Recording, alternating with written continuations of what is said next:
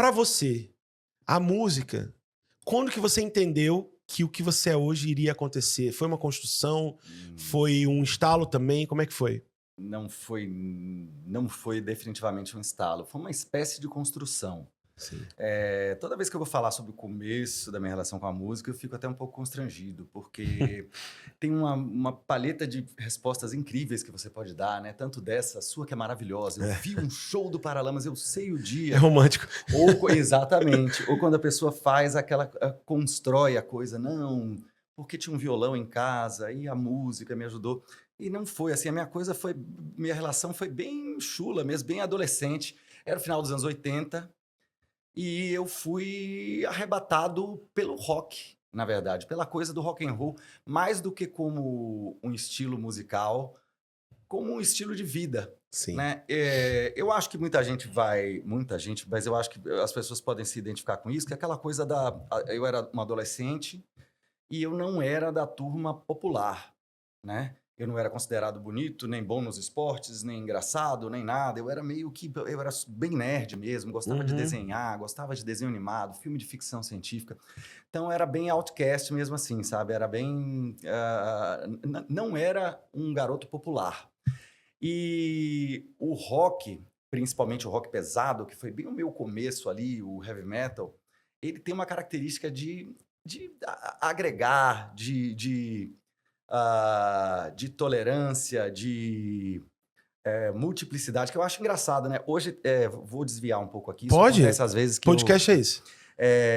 que eu vi uma fala da Pablo Vittar, poucos dias atrás, que eu achei fantástica, falando sobre o rock, falando: "Cara, o rock é inclusão, e pá, e tudo mais". Eu achei fantástico, eu até repostei, né, nas redes sociais e coloquei assim: "Bom, o meu rock é assim", né. Porque eu digo isso só para pincelar a questão de que nos últimos anos houve uma associação do rock Sim, com o conservadorismo, com sim. esse protofascismo que está desfilando por aí. Totalmente. E quando o meu rock era exatamente o contrário. O rock Perfeito. ele me chamou exatamente porque eu não conseguia pertencer muito ao que estava acontecendo, né, ao hype, a coisa Ele do te abraçou, né? ele me abraçou, abraçou a diferença e eu encontrei pessoas como eu, encontrei, excluídos como eu. Então foi mais por aí, foi por uma questão de ter sido seduzido pela magia do rock and roll, né. Ah, e eu estava ali naquele ambiente e fiquei sentindo que eu gostaria de participar mais ativamente daquela coisa, Sim, né. fazer parte. E, bom, participar mais ativamente daquela coisa não tem outro nome, cara, você precisa aprender a tocar um instrumento e fazer uma É, banda para tocar. exato. Eh, e assim, eu fico muito envergonhado de falar isso, que aí foi a minha Não, pô. escolha foi totalmente olhando as fotos, olhando tudo, e eu vi os guitarristas e falei: "Cara, eu acho que eu quero ser esse É. cara daqui". E Eu aí vi tu tive já citando James Hetfield, né? Que você tinha visto, exata né? foi o meu despertar. Eu olhei e falei: É, "Cara, eu quero ser que nem esse cara aí, vamos fodão, lá". né? É. Isso, a imagem dele com a Ele é guitarra na foda. mão, aquilo ali me enlouqueceu. E tinha um violão na minha casa, porque nos anos 70, 80, isso mudou, infelizmente. Mas era uma coisa que toda casa tinha um violão, É. né? E independente de alguém tocar violão ou não na Tava casa. lá, sem Era um corda, móvel da é. casa. O da minha casa, por exemplo, ninguém tocava. Minha mãe não tocava, eu não tocava, mas o meu tio Paulo tocava. Eu tinha um tio, irmão da minha mãe, fantástico. Tio Paulo, um Uhum. beijo para você se você estiver assistindo. Ele é uma figura maravilhosa, tá morando na Irlanda hoje em dia, tá Olha morando aí. muito longe.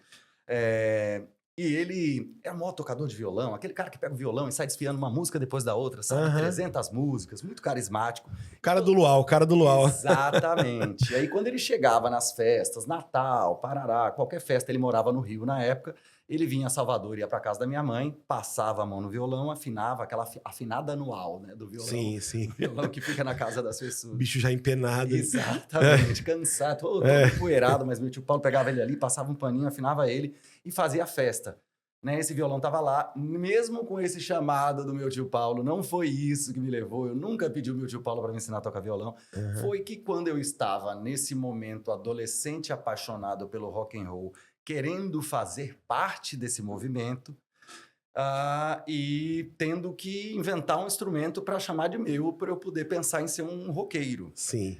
E aí eu olhei para o lado, tava o violão lá, eu já tinha escolhido a história da guitarra, falei, maravilha, catei aquele violão e comecei a tentar me engraçar com ele. Aham. Aí coisas do destino, né? O universo maravilhoso, que nunca me deixou faltar oportunidades. Ele botou Fábio na minha vida, que era o namorado da minha tia. Tinha uma tia que morava com a gente, tia Sônia. Beijo, tia Sônia. Tinha uma tia que morava com a gente. E a tia Sônia, ela é um tanto mais velha que eu, mas não é muito. Né? Ela é a irmã caçula da minha mãe. E a tia Sônia começou a namorar com o Fábio. E Fábio era guitarrista. Que Fábio? Uma Fábio? banda. Ele chama... Ele não toca mais hoje. Fábio Acácio, Ah, tá. maravilhoso. Ele tem um estúdio hoje de ensaios na Boca do Rio, no mesmo bairro que eu moro. E aí, Fábio era guitarrista. Então, assim, ele frequentava a minha casa e eu resolvi aprender, comecei a trocar com ele.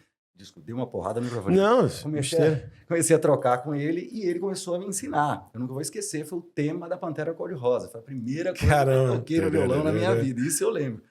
Então, assim, ele começou a me ensinar a tocar violão, ele me apresentou a primeira guitarra que eu toquei na minha vida foi uma Golden horrorosa que ele tinha. Nossa, eu fiquei fascinado com aquele negócio. Golden é clássico, né?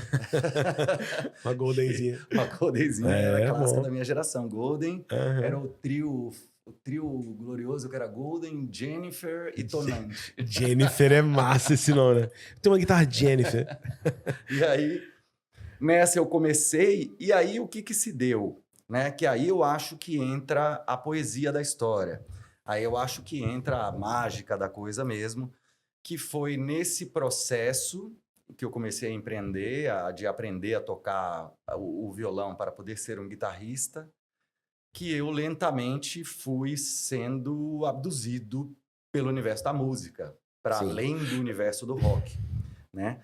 Para o universo da música, eu me empolguei, não me considero uma pessoa que tem o dom, sabe, uma extrema facilidade, mas tinha uma facilidade para a coisa, uma coisa que eu fui aprendendo muito rápido, mesmo sozinho, né? Autodidata, com as dicas do Fábio, mas mais eu mesmo, as revistinhas de cifra.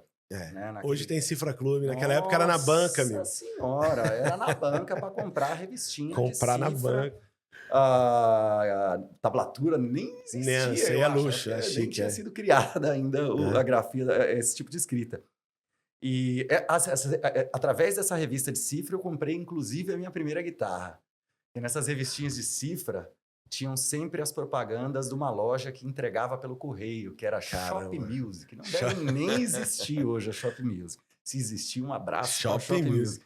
E aí tinha essa Shop Music, tinha lá, e foi lá que eu comprei a minha primeira guitarra. Chegou pelo correio a minha primeira guitarra. Uma Giannini Firebrand. Horrível. Tu não foi nem provar, só comprou mesmo. Não, como provar? A loja era em São Paulo. Olhei a foto, era a que dava para comprar. Eu consegui ali com meu pai levantar uma grana. A guitarra era horrível. Horrível, péssimo. mas não por ser Giannini, mas esse modelo, inclusive a Giannini, um abraço para a Giannini, que eu adoro. Se desfez dela. Descontinuou e quem lembra deve saber que foi um erro. A Firebrand foi um erro.